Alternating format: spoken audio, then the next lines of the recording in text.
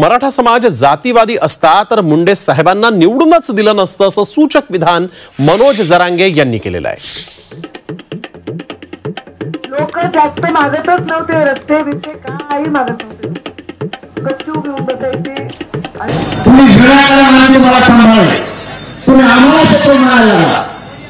मराठा जर यांच्या विरोधात असता तर गोपीनाथरावजी मुंडे साहेबांना मराठ्यांच्या मताने निवडून दिलं नसतं,